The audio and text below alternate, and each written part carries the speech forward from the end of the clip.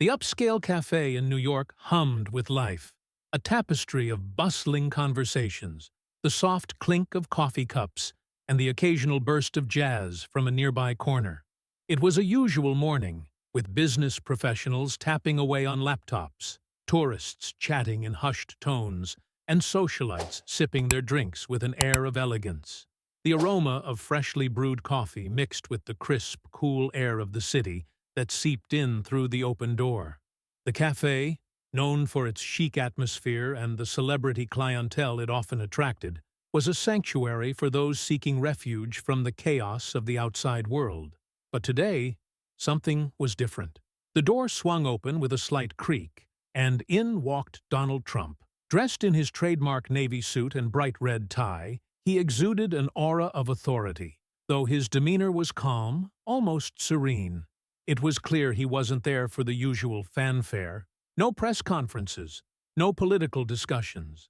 He simply wanted a cup of coffee before heading to his next engagement. The noise in the cafe barely shifted at first. People were wrapped up in their own worlds, not quite noticing the man who had just entered. But across the room, a figure sat with her head slightly tilted back, her oversized sunglasses perched atop her head, and a haughty air surrounding her.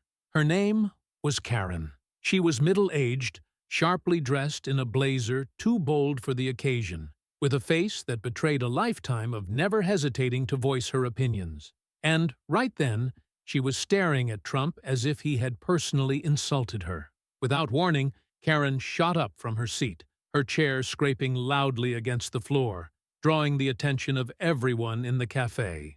Her fingers swiped across the table, knocking over a sugar container, the glass shards falling with a delicate chime. Silence fell over the room like a heavy blanket. All eyes shifted toward her as the heels of her shoes clicked against the marble floor, her stride purposeful, as if she had rehearsed this moment 100 times before. "You think you can just walk in here like you own the place?" Karen snapped, her voice sharp and laced with venom. "You're a disgrace to this country, a fraud. You don't belong here." The room seemed to hold its breath, waiting for Trump's response. Even the barista paused, the stream of milk freezing mid-pour as she observed the unexpected confrontation. Whispers began to ripple through the crowd, some in disbelief, others with an almost palpable sense of anticipation. The air thickened with tension, as if everyone was bracing themselves for what was about to happen. Trump, however, remained unfazed. He didn't flinch or show any sign of anger. Instead, he casually adjusted his cufflinks, his expression unreadable but calm. With a slight, almost imperceptible smirk, he turned to face Karen directly. "Sounds like someone hasn't had their coffee yet," he said, his tone measured and calm. The cafe erupted in a small, nervous chuckle. Karen's face flushed a deep crimson, her lips curling into a sneer. But before she could unleash another barrage of words,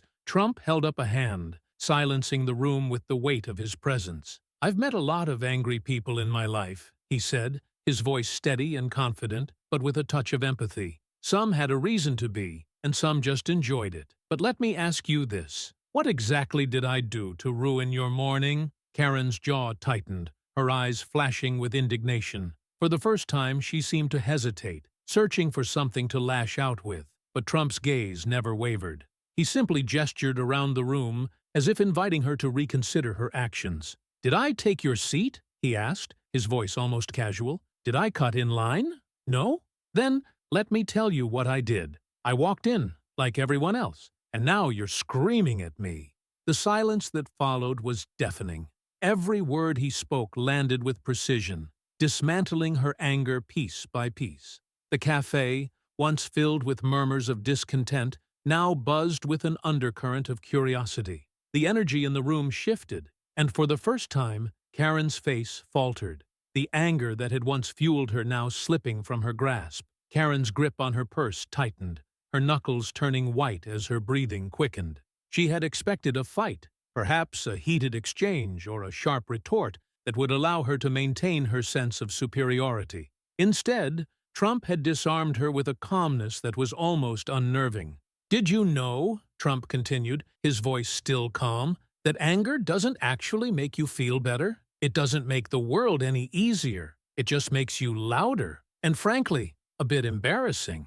The words hung in the air like a heavy mist, seeping into the minds of everyone present. For a moment, it felt like time had slowed, and the tension was palpable. Every person in the cafe hanging on Trump's every word. Karen's face, once a fiery mask of fury, now seemed to crack, as if the weight of Trump's words was starting to settle in. Her lips parted in an attempt to speak, but she didn't know what to say. Her usual tactics of cutting down others with venomous words no longer seemed to have any power. Trump leaned in slightly, his eyes locking with hers. "I didn't come here to fight," he said, his voice softer now, almost kind. "I came here for coffee, and I don't need your anger to enjoy it." The words were a reminder, a simple but profound statement, that sometimes the best way to deal with confrontation wasn't through escalation, but through understanding and restraint. For the first time, Karen seemed to lose her footing. Her voice faltered, and her posture slumped slightly. The confidence that had once radiated from her now replaced by uncertainty. She had met her match, but not in the way she had expected. She wasn't facing a person who would argue with her or shout back in anger. She was facing someone who had chosen not to engage with her rage. "You don't know anything about me," she spat, her voice trembling with the remnants of her indignation. Trump's eyes softened just a touch, as if recognizing the pain and frustration beneath her words. "I know one thing," he said quietly, his tone almost sorrowful, "and that's that everyone here is just trying to get on with their day. So, unless you've got something new to say, maybe it's time for you to walk out and let us get back to ours." There was a stillness in the room that was almost sacred. No one knew what would happen next. Would Karen lash out again? Would the argument escalate? But instead, something entirely different happened. Karen stood there, silent for a long moment. The fight seemed to drain from her, and for the first time she looked vulnerable, uncertain, even small. With a huff of frustration, she grabbed her oversized sunglasses and slammed them onto her face, turning sharply on her heel. Without another word, she stormed out of the cafe, the door slamming behind her with a finality that seemed to echo through the room. A beat of silence followed. Then, as if released from some invisible tension, the cafe erupted into a collective release of breath. A low chuckle bubbled up from somewhere in the crowd, and the laughter quickly spread. Applause rang out as people clapped and cheered, some rising to their feet, others just shaking their heads in disbelief. Trump stood there for a moment, still unfazed, as the applause washed over him. He gave a small, gracious nod, acknowledging the crowd's reaction with the same quiet composure that had defined his response to Karen. "People just need to relax a little," he said with a shrug, his voice light and unbothered. "It's just a cup of coffee, folks. Nothing to get upset over." The barista, still smiling from the exchange, called out to him as he turned to leave. "Thanks for stopping by, Mr. Trump." Trump waved politely, offering a brief smile, before stepping out into the street, the door closing softly behind him. The world outside was waiting for him, a city that never paused for anything.